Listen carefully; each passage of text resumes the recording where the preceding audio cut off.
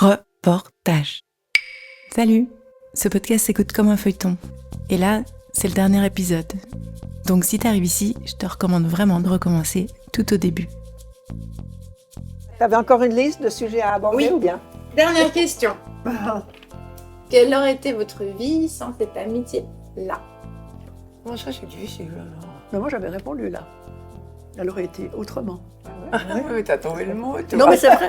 Non, mais elle m'aurait manqué. Ouais. Mais tu n'auras pas su qu'elle allait te manquer puisque tu ne la connaissais pas, cette vie. Donc c'est un paramètre qui n'aurait pas fait partie de ma vie. Voilà, c'est un vrai dommage. Mais tu ne sais pas pas si ça t'aurait... Parce que j'ai aussi beaucoup d'amis. Je ne sais pas si ça t'aurait manqué vraiment puisque tu ne connaissais pas cette amitié-là. Je pense que c'est un des piliers de ma vie. Oui, moi aussi, c'est un des piliers comme t'as 4 pieds à une chaise, quoi. Oui. Et puis que justement, quand il y a un nœud, mais tu n'es même pas obligé de la pratiquer, c'est là, ça existe. C'est là, ça existe. Et puis, on en est malade quand il y a un nœud aussi. Ouais. Je faisais des nœuds avec mon fil, moi. Oui, mais ça n'intéresse personne. Mais non, mais je me suis rendu compte que je faisais une bêtise. Les femmes qui lisent, une ville, presque un siècle et 4 copines. Un podcast documentaire de Laure Gabu. Moi, Tu regrettes? Je suis très heureuse d'avoir l'amitié dans ma vie. C'est très important. Maintenant, je ne me sens pas avec vous fusionnelle à la vie, à la mort, amitié complètement. Non, on se rejoint. Et puis, je ne suis pas exclusif. J'ai d'autres amis que j'aime beaucoup. Nous aussi. Et je suis très contente d'être avec vous. Mais si tu ne vois pas, tu pleures pas de chaudes larmes sur ton oreille? Et je ne suis pas jalouse comme une folle parce que tu parles à quelqu'un à côté de moi, à Saint-Pierre. mais j'aime bien te faire remarquer que c'était assez amusant. Mais je veux dire, non, c'est une amitié, et c'est simple, c'est une amitié assez simple, je trouve. Cette année qu'on a vécue aussi, j'ai trouvé une amitié au cours de laquelle on n'évoquait pas du tout, mais pas du tout essentiellement les problèmes domestiques ou d'éducation d'enfants et tout.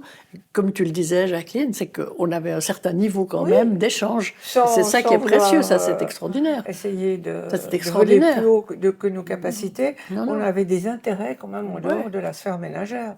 Et ça c'est bien, on a beaucoup parlé de nos enfants. Mais ça c'est... On peut en parler, ça existe. Mais on avait toutes sortes d'autres intérêts. Parce qu'il y a eu à un moment donné, les discussions de femmes, c'était le ménage, les recettes de cuisine, l'éducation des enfants, la beniche, la jeune fille au père, etc. Vous ne m'avez pas demandé la recette de ma tarte. Elle était délicieuse. Non, elle est exceptionnelle. Non, excuse-moi. Moi, je ne veux pas la recette, moi je veux venir la manger ici.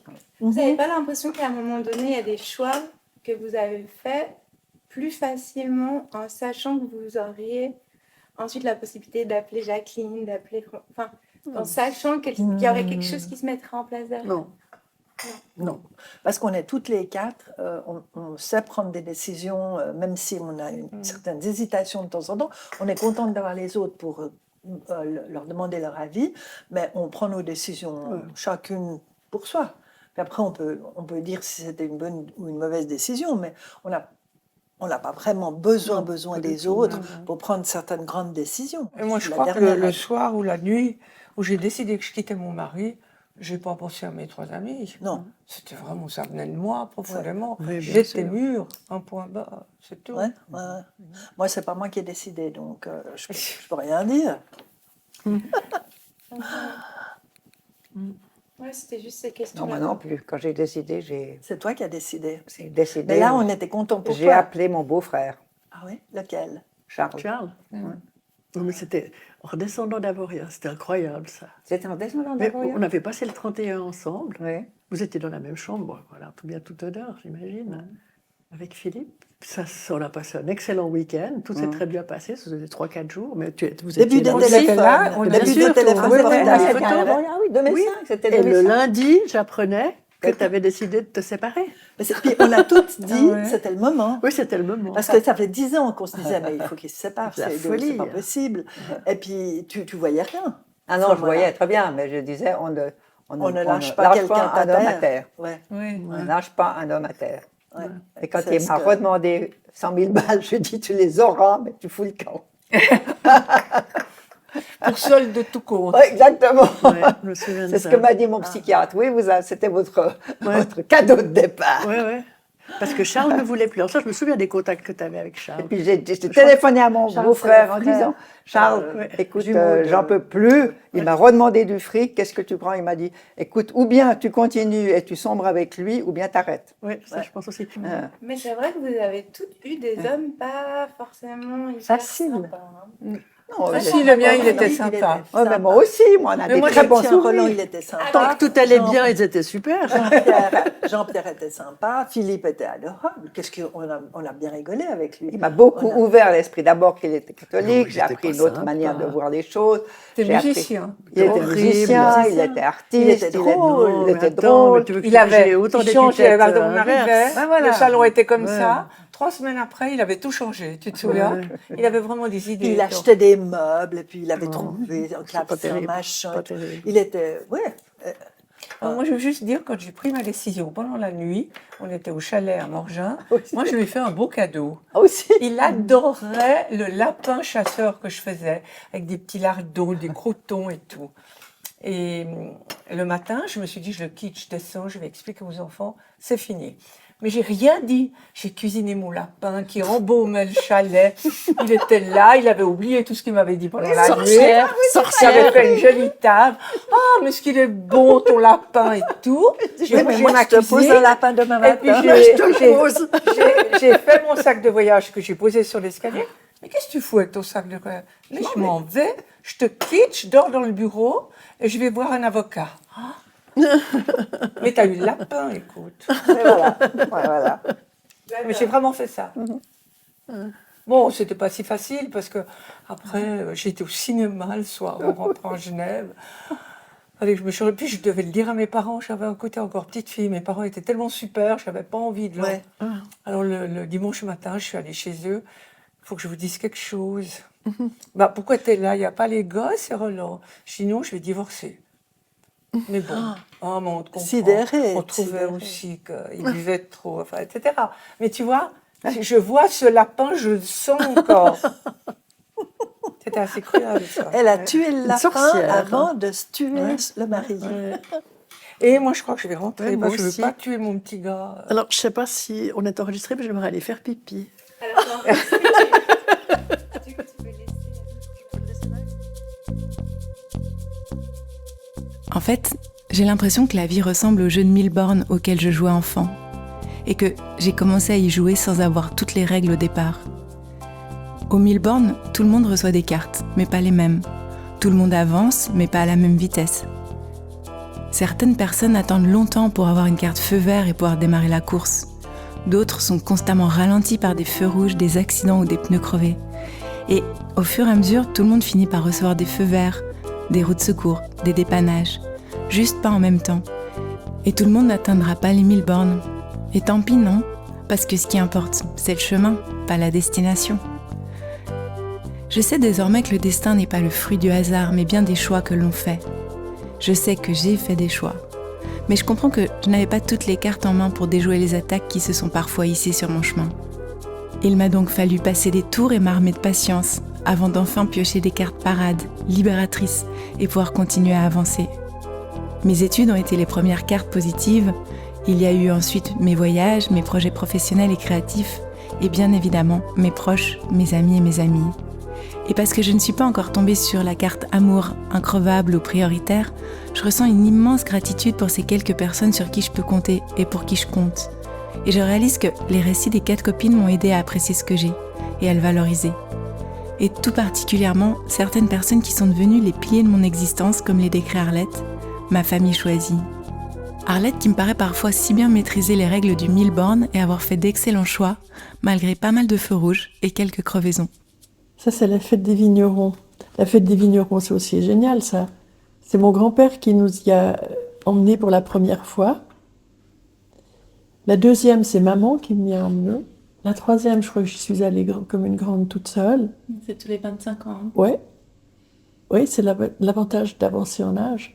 Et c'est à la troisième que mon fils et ma belle-fille se sont rencontrés. Et c'était celle qui a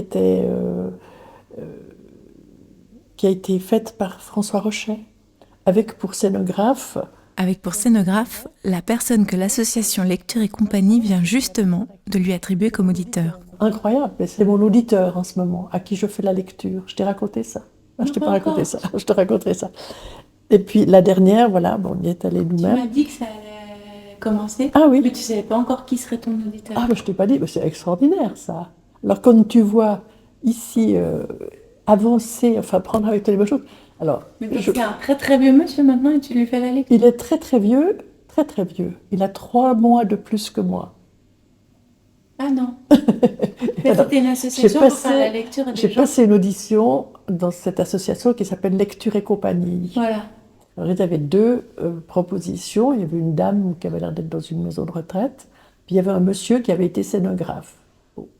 Alors j'attends, et puis quelques jours après, on m'écrit, alors tel jour, à telle heure, à telle adresse, et le nom du monsieur. Puis je me dis, mais c'est pas possible, c'est pas ça. C'est quelqu'un que je connais sans connaître, si on veut bien, mais dont j'ai beaucoup entendu parler, C'est génial. qui a eu un AVC, Ah, ok. qui a ce qu'on appelle une aphasie. Il ne peut pas lire et pas écrire. Et puis il s'exprime, enfin, les mots ne viennent pas.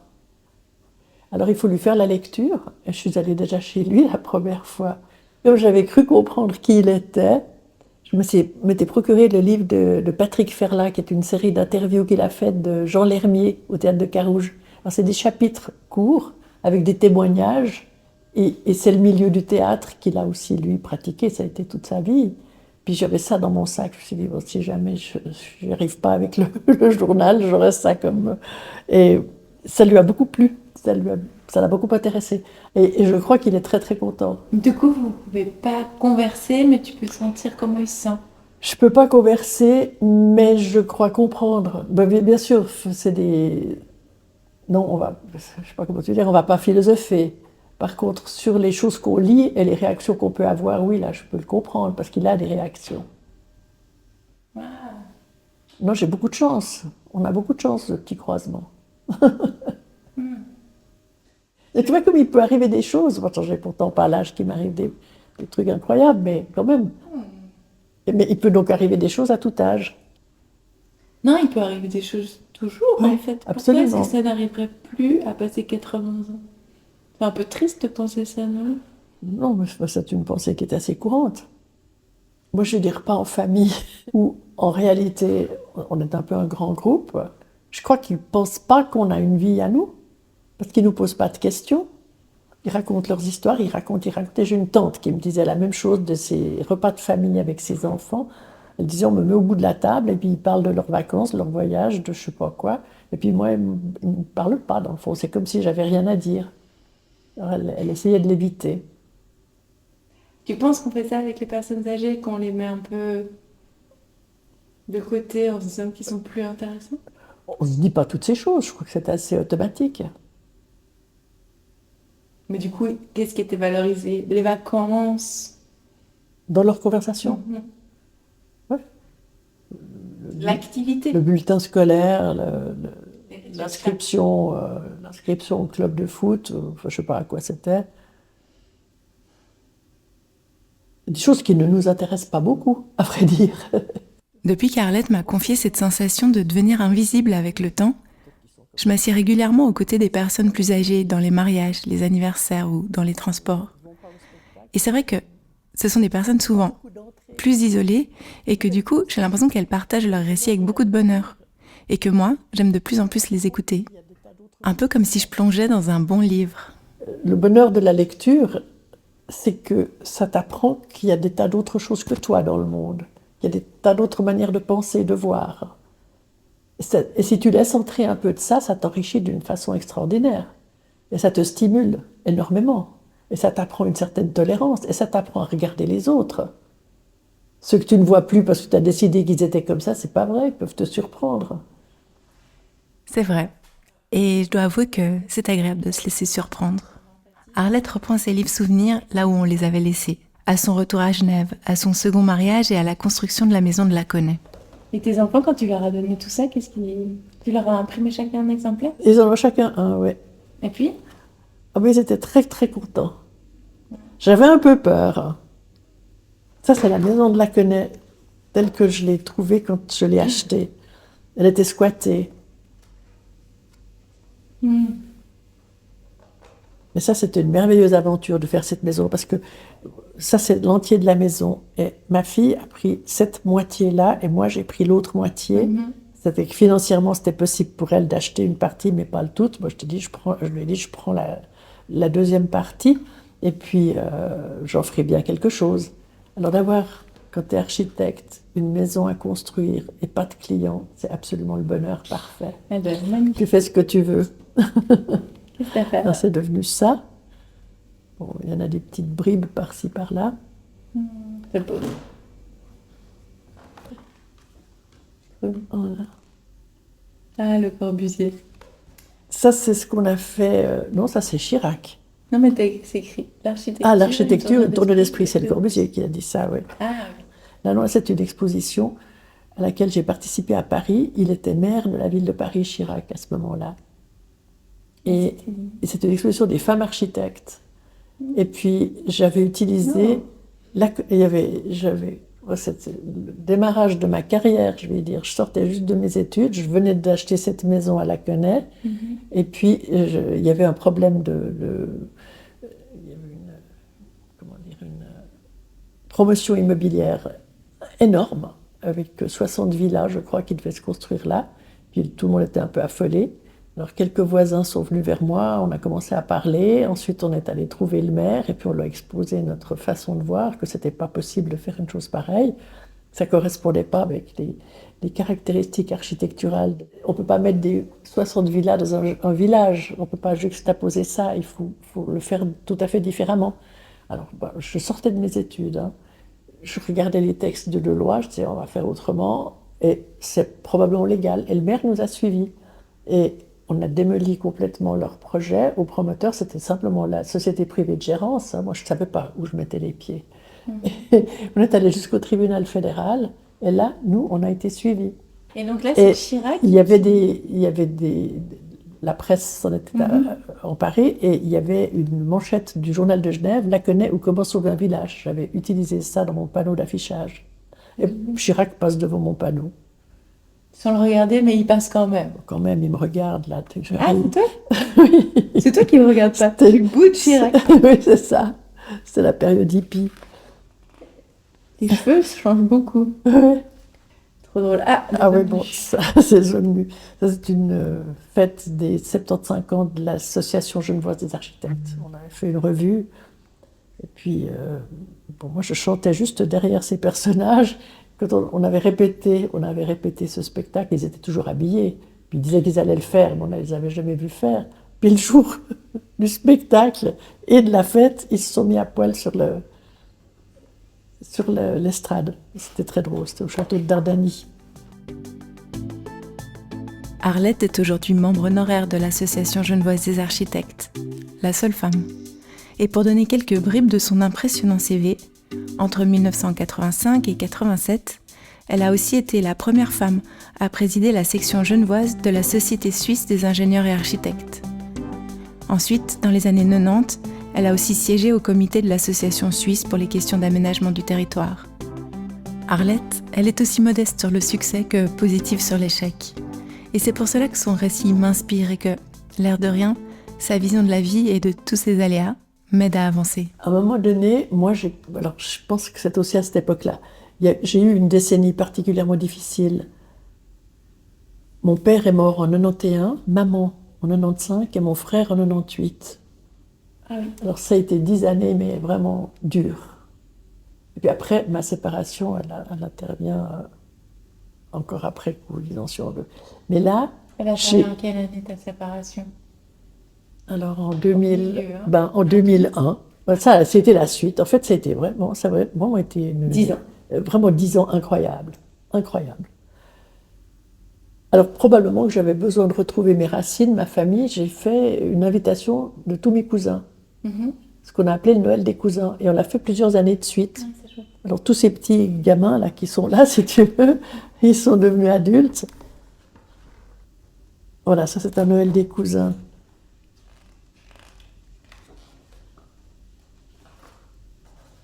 Oui, puis même là au milieu, je me suis cassé la jambe.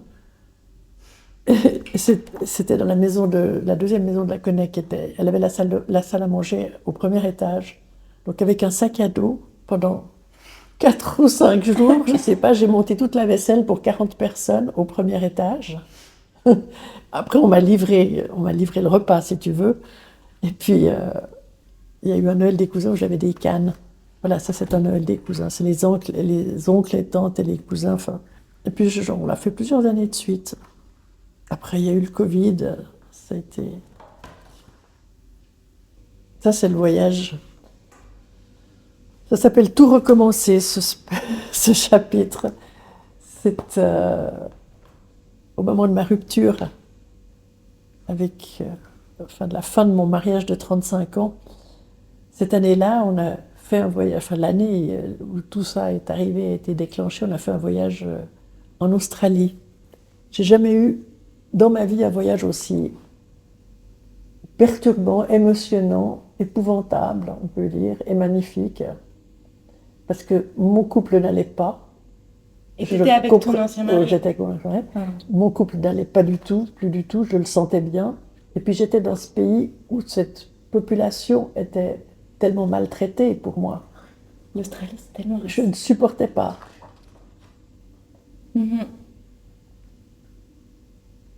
Ils étaient comme maintenus en soumission. On leur faisait faire des dessins, c'était grotesque, c'était des trucs pour vendre aux touristes.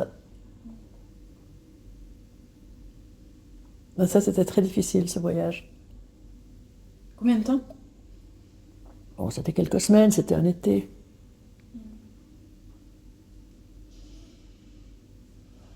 J'étais devenue hypersensible. Mais je sentais cette population qui n'allait pas. C'était palpable. Je réagis parce que j'ai vécu une expérience similaire à Cuba en 2013, peu avant l'implosion dont j'ai parlé précédemment, peu avant le décès de Fidel Castro aussi, et du processus d'ouverture économique du pays.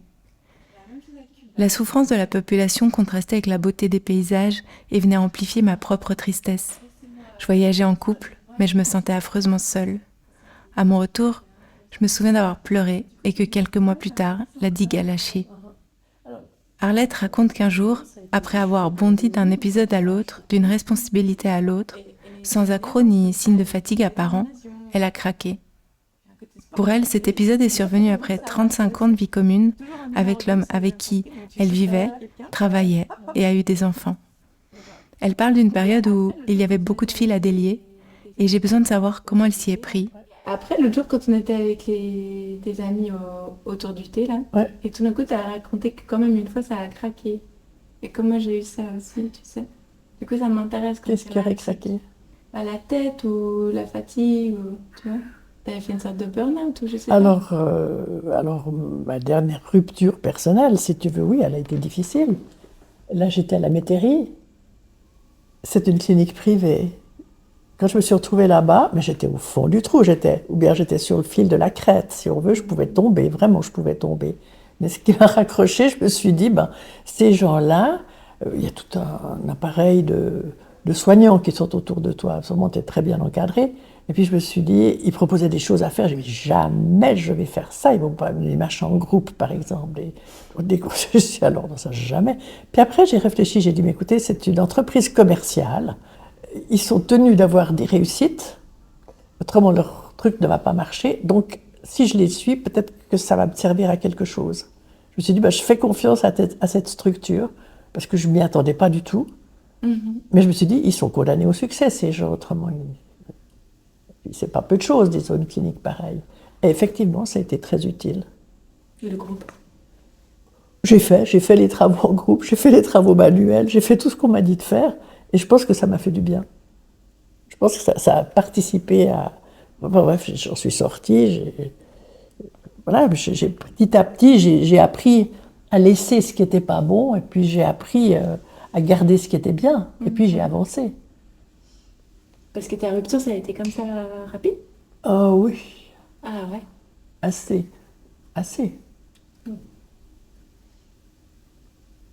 Et c'était pas... C'était pas de mon fait. Non, pas du tout. Non. Ouais. Non. Il y a tout ce qui va avec. Enfin, tu l'as certainement vécu. Je veux dire que quand ça commence à être une rupture, c'est moche, quoi. Il y a les mensonges, il y a les... il y a les non-dits, c'est horrible. Ça, c'est vrai, c'est vilain, ça. Mais moi, j'ai pas vécu 35 ans de mystomy. Non, c'est ça. Peut-être j'ai fui ça. Oui. Les enfants. En écoutant Arlette, je me demande si une vie parfaitement linéaire est possible, et même souhaitable. Et si ce n'est pas dans ce qu'on appelle des échecs que l'on se construit justement. S'il ne faut pas parfois toucher un peu le fond de l'abîme pour pouvoir rebondir. Et s'il ne faut pas que certaines choses brûlent et deviennent cendres pour qu'une partie de nous-mêmes puisse renaître. Alors cette rupture qui a été la dernière, ça m'a fait comprendre, ça c'est le côté vraiment positif de tout cet exercice qui était douloureux, ça m'a fait comprendre la vraie relation du couple, c'est-à-dire homme-femme. À cette époque-là, la femme est quand même inférieure à l'homme. Et j'étais, pour garder l'équilibre, je me plaçais, alors comme tu le dis, en deuxième position, mais c'était pour garder l'équilibre. Et sortie de là, j'ai bien été obligée d'être au premier rang parce que j'avais mes projets, et c'était très très bien, c'était très sain, c'était surtout très sain. Je suis reconnaissante d'avoir eu cette phase de vie dans mon activité professionnelle. Où tu as pu assumer J'ai pu dire, oui, sans aucun orgueil, simplement ma propre responsabilité, mais sans gêne, sans honte, sans orgueil particulier, simplement le jeu. Sans chaperon. Oui, sans parasiter le jeu. Alors ça dépend des vies, hein, parce qu'il y en a qui le font beaucoup plus vite, plus tôt, plus juste. Parce que le mariage, il a quelque chose de particulier qui mélange un peu tout. Le concubinage est plus intelligent, à mon sens, et te regarde mieux éveillé. Pourquoi ? Parce qu'on ne mélange pas tout. On ne mélange pas, on reste soi-même, on reste beaucoup plus facilement soi-même. On a la possibilité de rester plus facilement soi-même. On ne mélange pas les intérêts matériels, on ne mélange pas les histoires. Il y a un côté d'adhésion quotidienne que tu perds de vue dans le mariage. De par cet ordre légal ou de par quelque chose de symbolique ? Parce que c'est légal, parce que au bout d'un moment tu te poses plus trop de questions, parce que soi-disant tu l'as fait pour la vie. Alors, comme c'est pour la vie, c'est une façon de ne pas se poser de questions finalement.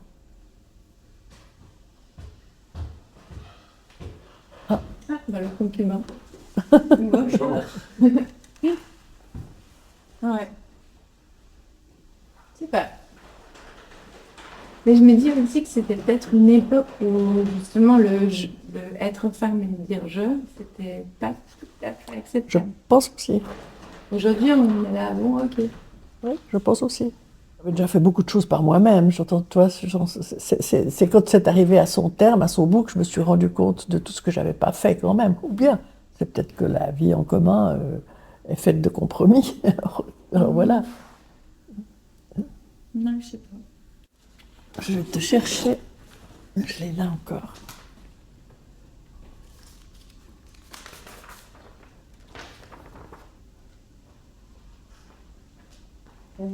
Je vais parfois à l'église protestante, bien sûr.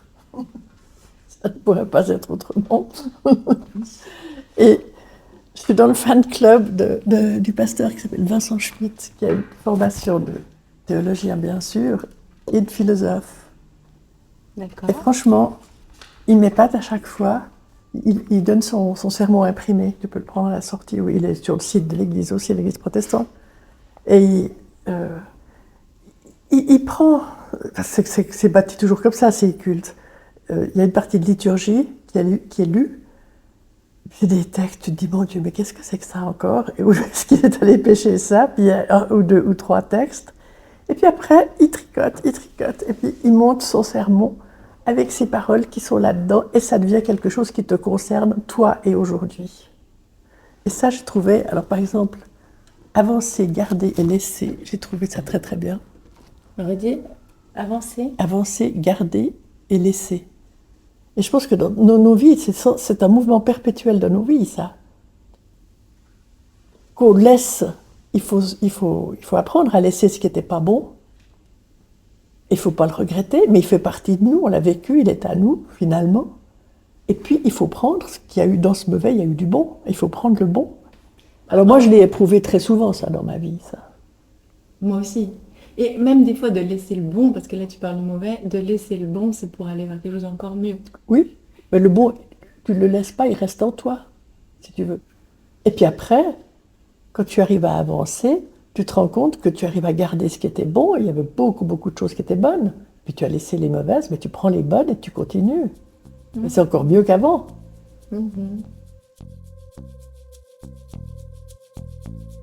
Avancer, garder et laisser. Sans gêne, sans honte, sans orgueil, sans parasiter le jeu, et donc au premier rang, s'il le faut. Je crois qu'Arlette vient de donner une recette supplémentaire pour aller vers la joie et l'épanouissement de soi. Et pour terminer cette histoire, il m'en manque une dernière, celle que Muriel m'a donnée le jour de ma visite au World YWCA, l'équivalent féminin du YMCA, l'Union chrétienne de jeunes gens, où elle s'engage depuis des années. Bonjour. Bonjour. Bonjour. Voilà. Enchantée. Enchantée. Bonjour. Bonjour. Bonjour Laurence. Bonjour, pardon, j'ai la main. Laurence. Enchantée. Laurence est une collègue dans notre groupe qui sont proches des unions chrétiennes. Et puis, en même temps, c'est une petite nièce. Ouais. Voilà. Tu découvres la maison, tu m'as trouvé. Ouais, très facilement. C'était bien votre réunion? Oui. Excellent. Il y avait Jérusalem qui était là. Oui. C'est toujours très international en visio, qui ne pouvait pas être avec nous. C'était très bon. Ouais. Et puis on était les deux et on a un petit peu mis quelque chose au point pour de notre groupe. Nous, on s'appelle le Investment Advisory Group. Et alors, on est un petit groupe de femmes de Genève qui s'occupe plutôt de suivre notre relation avec les investissements et avec les banques à Genève. Parce que Muriel était quand même trésorière. Ici, on est au siège mondial des World YWCA. Elle en était trésorière pendant plusieurs années. Pendant combien de temps tu as fait ça? Je me demandais en venant. Pendant 12 ans. Avant. Puis après, mais on a eu ce groupe de Investment Advisory Group, il avait été mis en place par ma prédécessrice. Et donc, on a commencé tout de suite. Et puis maintenant, ça continue. Puis maintenant, j'ai continué. Une fois que j'ai fini d'être trésorière, on m'a demandé de continuer à coordonner ce groupe. Donc, ça fait depuis longtemps déjà. Ça avait commencé il y a longtemps. Mais ça, il faut que ça évolue, quoi, comme tout. On est tous les deux connectés à ce mouvement d'une façon ou d'une autre, qui est un mouvement qui est un très beau mouvement, qui existe depuis plus de 150 ans. Oui. Hello! C'est Bien. Oh, c'est bien de te voir. C'est chic. C'est chic, oui. Tu viens de bas. Écoute, c'est formidable. Alors, Tant que je peux encore. oui, j'ai appris qu'on avait le même âge. Oui, le premier, mais c'est 18 ans. C'est ça, hein? 1er juin. Juin? Ah, bon. Et toi? Non, 16 février. Ah oui, t'as déjà eu 80. Ouais. Muriel termine de saluer son amie et consoeur de longue date, et moi d'observer la belle maison où l'on se trouve. Son aspect de villa familiale contraste avec les immeubles d'habitation et de bureaux en construction aux alentours. C'est le printemps, le jardin et ses cerisiers sont en fleurs. Il y a une cuisine qui sent les années 50 et un large escalier en bois qui mène aux chambres au-dessus. Dans quelques heures, l'organisation y fête son anniversaire et des femmes venues du monde entier arrivent pour l'occasion. C'est pas ici, c'est le salon donc. Il y a toujours un endroit, un salon pour qu'on puisse se retrouver. C'est la salle de conférence si tu veux, mais ça fait plutôt le salon. Et puis il y a aussi une cuisine, parce que c'est une maison qui était une maison particulière. Et maintenant c'était l'État et maintenant c'est le Grand Saconnet qui possède cette maison. Ah ouais, elle est magnifique. Et qui la loue depuis 25 ans déjà. Il y a 25 ans que c'est en somme le siège mondial. Est-ce que tu as quelque Louis. chose à voir avec l'acquisition de la maison?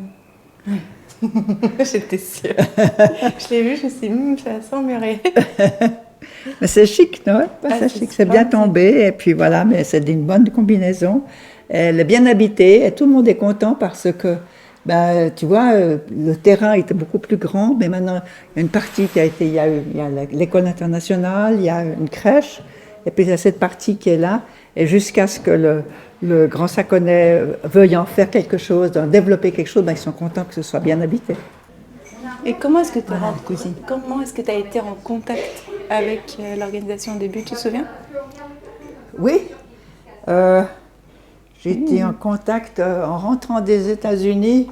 C'est ma tante. J'ai une tante qui était trésorière et qui m'a dit: ah, mais tu as fait une formation de secrétaire, tu peux aller travailler. Il y a une place qui se libère à ce moment-là. Elle était au Quai Wilson et j'ai travaillé comme secrétaire en 63, 64. En 64, 65. Donc, ouais. Oui, j'ai d'abord travaillé comme secrétaire, puis ça m'a donné l'idée de ne pas rester secrétaire et de faire des études universitaires. Parce que c'est vraiment le but de cette organisation, c'est justement to empower young women, leur donner l'occasion de se réaliser. Je crois que c'est ton téléphone. Ah, c'est moi? Pardon. Ah oui. Ah, c'est André. Allô, André? Bonjour. Bonjour. Salut! Et donc en 63, quand tu as commencé comme secrétaire, j'essaie de refaire le fil de l'histoire. Tu étais déjà... Tu avais quoi, 20 ans? Donc tu n'étais pas encore mariée? J'avais 22 ans. Non, je n'étais pas du tout mariée. Ouais. J'ai fait 2 ans ici. Et puis déjà, c'est formidable parce que la secrétaire générale de l'époque était aussi une personne très... Elles sont toujours assez extraordinaires. Et alors, elle m'a demandé d'accompagner ma patronne en Inde. J'ai eu la chance d'aller en Inde pour l'aider, soi-disant, à faire une conférence. Et puis ça m'a donné le goût. Puis après, après j'ai été à l'université. Et puis après, je suis restée toujours en contact. Et puis en 83, eh bien, on m'a proposé de me présenter comme trésorière mondiale. Mais tu m'avais dit que c'était un poste bénévole à la base. Ouais. Non, oui, la trésorière, c'est bénévole. Mais comme j'étais secrétaire, j'étais payée. J'étais staff, mais après je suis devenue nommée, enfin élue, trésorière élue. Ouais. Je fais partie d'un comité exécutif et tout, voilà. Et puis alors là, il y a... Et ça a toujours été bénévole? Comme trésorière, oui. Ok. Oui. Parce qu'après, au bout de 8 ans, j'ai cumulé ça avec une autre fonction de trésorière aux femmes diplômées des universités. Voilà. Et là, c'était payé? Celle-là, non, c'était pas payé. Ah, je t'ai déjà payé. Je n'étais pas encore payée, mais c'était au bout de 6 ans, eh bien, j'ai passé secrétaire générale. Là, j'étais payée pendant 10 ans. À l'université? Non, aux femmes diplômées des universités. C'est aussi une ONG qui est comparable, mais qui n'a pas le même esprit d'accueil. Ici, c'est très spécial, c'est vraiment un mouvement. Tu veux monter ou ces escaliers te font peur? Oui, non, si tu veux, tu peux. Et puis en montant, je me disais, comme c'est une organisation féministe, je voulais ta définition du féminisme. Tu me la donnes en montant les escaliers? Ouh, dis donc, alors là, c'est difficile. La définition, elle va. Eh bien, il y en avait. J'ai une carte qui dit « A woman's place is everywhere ». Il n'y a pas de place spéciale réservée aux femmes. Je veux dire, on peut être là où ça nous convient et où on peut se réaliser. Pour moi, c'est ça, le féminisme. Prendre la place. Une femme fait ci, prendre sa place dans la société, là où ça nous convient le mieux et où c'est le plus ajusté. Sans barrière de préjudice ou de barrières de toutes sortes. Mais ça ne veut pas dire que tout le monde doit être des champions. Tu vois, c'est beau là. Magnifique. Ouais. Mais ces arbres en fleurs, c'est printemps. Ouais. C'est tellement un cadeau. Tout ça, ce sera des cerisiers. J'ai l'impression que c'est une vue en voie de disparition. Ben, il faut espérer que ça va rester pendant un certain temps. Parce que tout le reste a été très densifié, alors voilà. Ah, il y a plein de t-shirts. Oui, et du coup, la thématique de cette année, c'est Safe Space. Safe Spaces. Safe Spaces. J'ai bien aimé cette thématique. Oui, voilà, et par ces safe spaces, parce que c'était en somme le root, les fondements du mouvement au tout début, au 19e siècle, quand les conditions étaient épouvantables pour les femmes qui venaient travailler en ville.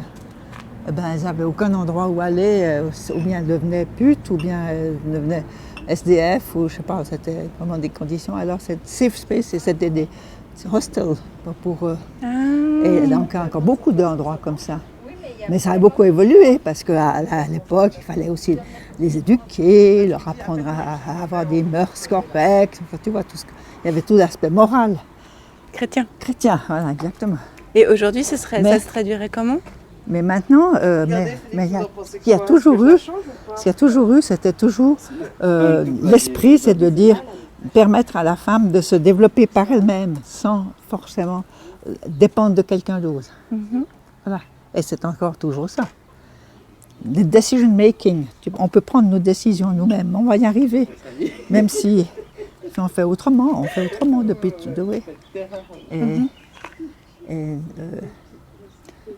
Ça se traduit maintenant plutôt par des endroits où il y a encore maintenant des maisons où justement tu as des personnes des femmes qui sont violentées ou il y a beaucoup d'endroits comme ça. Mais il y a aussi un endroit où tu peux discuter avec d'autres personnes, où tu peux, si tu es une femme qui a des enfants en bas âge, eh bien tu peux faire des choses ensemble. Il y a toutes sortes de safe spaces. Et puis safe spaces, c'est aussi un endroit où tu ne te sens pas en compétition. Hein, c'est vrai. Aussi. C'est vrai. C'est ça qu'on peut faire. On fait de son mieux, on sait qu'on peut y arriver, mais on n'est pas en compétition. Et ça, pour les femmes, c'est pas toujours évident. Hein. Non. Tu vois, every safe space has a story. Ah, il y a plein de petits témoignages. Non, mais ça, c'est ce que je t'avais envoyé, je crois. Voilà. Et maintenant, on essaie toujours de traduire aussi en 3 langues. Oui. Mais j'avais pas vu qu'il y avait ta petite bouille sur la photo. Mais moi non plus, j'avais pas vu ça que je disais.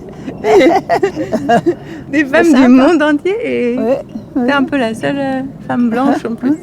C'est drôle. Ça, c'est une collègue, elle était aussi. Mais elle n'a pas les cheveux blancs. Mais moi, ça frappe parce que c'est les cheveux blancs. Mais c'est un montage, évidemment. Bien sûr. Elle a l'air tellement contente. Ouais.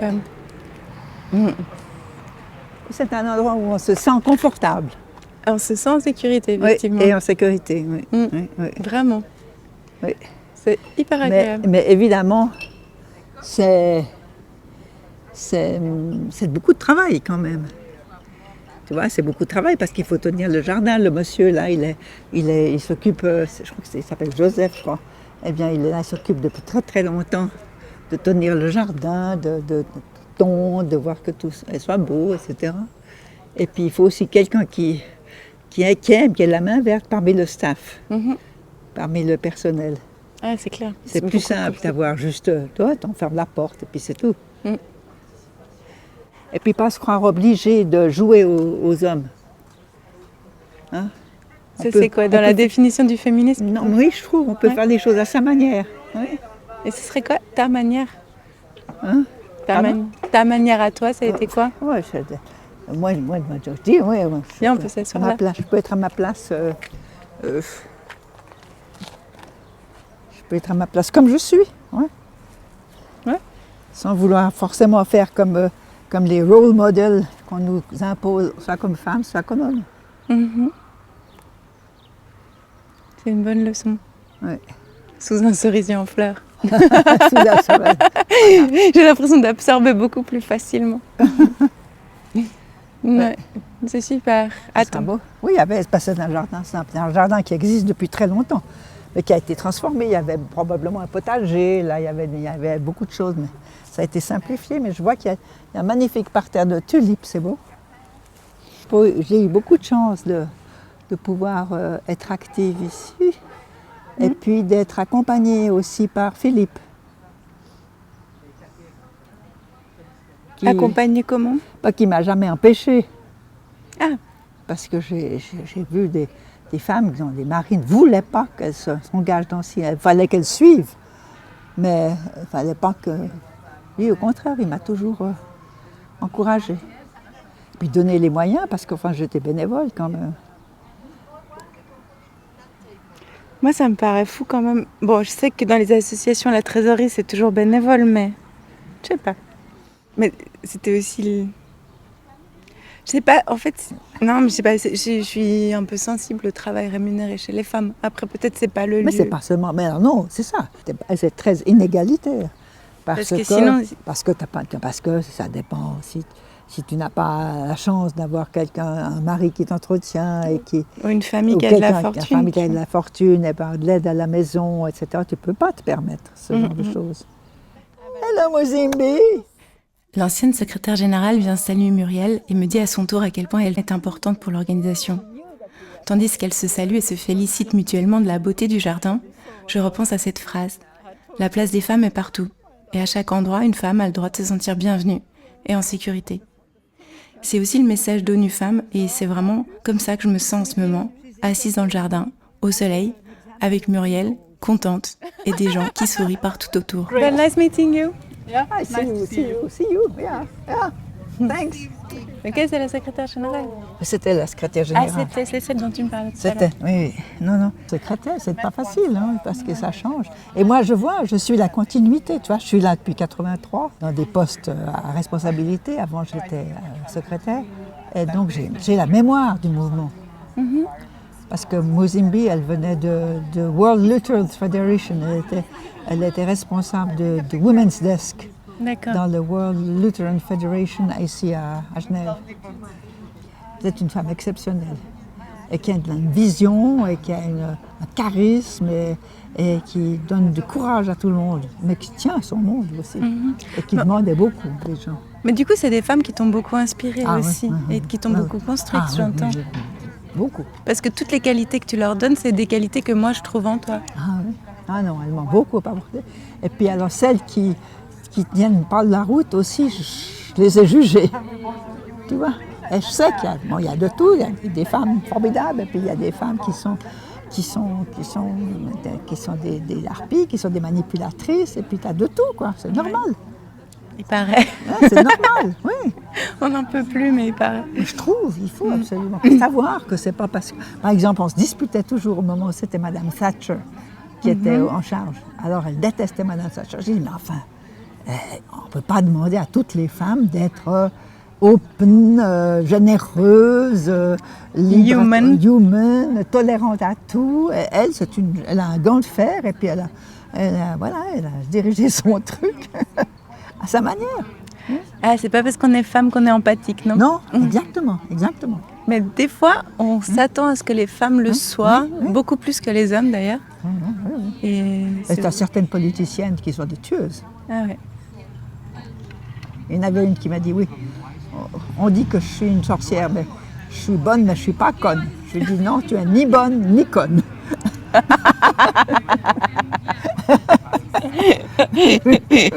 Je sais de qui tu parles. Oui. mais elle n'est pas conne du tout. Non, elle est une femme politique fantastique, mais voilà. À part ça, la manipulation, c'est une forme d'intelligence. Hein. Mais oui. Il faut être quand même tout à fait. malin. Ouais.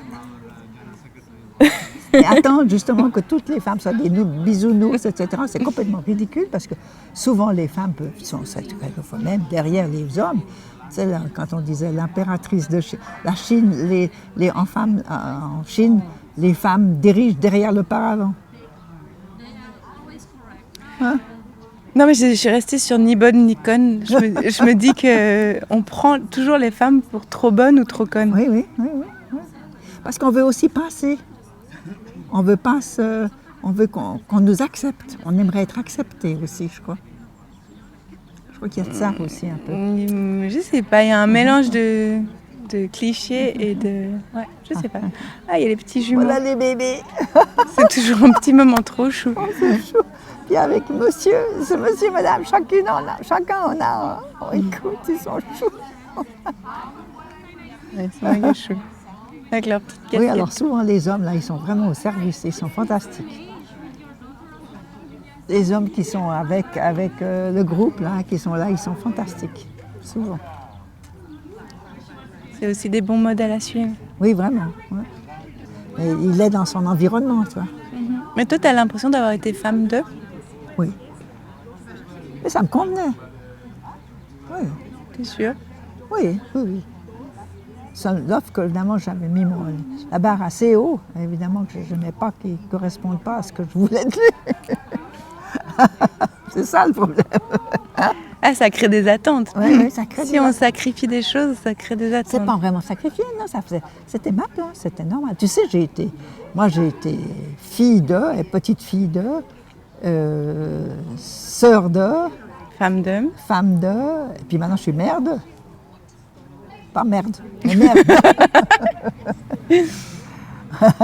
Mais t'es aussi... Et je suis toute contente que mon fiston, il vienne me téléphoner en me disant qu'il venait dormir à la maison. C'est sympa. Oui, et puis maintenant, grâce à ce projet, tu seras juste Muriel. On espère. Chère grand-maman, je suis si heureuse d'avoir pu te présenter les 4 copines et t'avoir donné à entendre leur récit.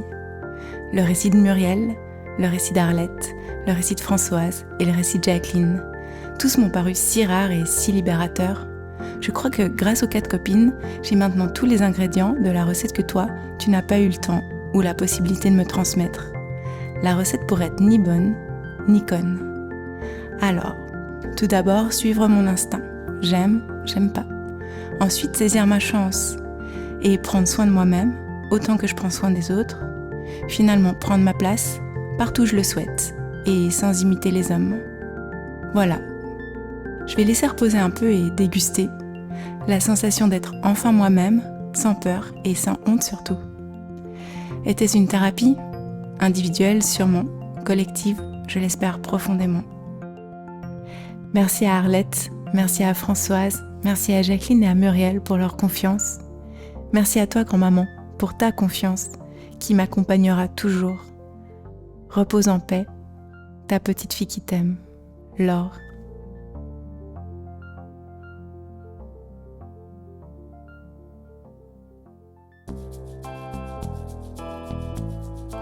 Vous venez d'écouter Les Femmes qui lisent, un podcast réalisé par moi-même, Laure Gabu, et produit par Reportage et Audio Sensible. Merci à Mélissa Henry pour l'accompagnement, à Justine Chanal pour les illustrations, à Pascal Natter pour le coaching dramaturgique et les discussions psychologiques, à Roland Bucher pour la musique, à Julien Maté pour le mix. Merci à l'équipe de Reportage pour la communication et la diffusion. Merci aussi à mon chat Yuki pour la douceur, à Adrien pour le soutien, à mon psy pour les prises de recul et de conscience. Merci à tous les podcasts, à tous les livres et à tous les films qui m'ont inspiré. Merci à vous d'être restés jusqu'ici. Si vous avez aimé ce feuilleton, partagez-le avec toutes les personnes que vous aimez et mettez-lui plein d'étoiles sur les plateformes d'écoute. Pour d'autres récits, rendez-vous sur reportage.ch. Ce podcast a pu voir le jour grâce au précieux soutien des fondations Jan Michalski, Ernst Gunner, du Jubilé de la Mobilière, de la Fondation Suisse pour la Radio et la Culture et de Swiss Perform, de Journafond et du Fonds d'aide à la création sonore de la ville de Genève. Un immense merci.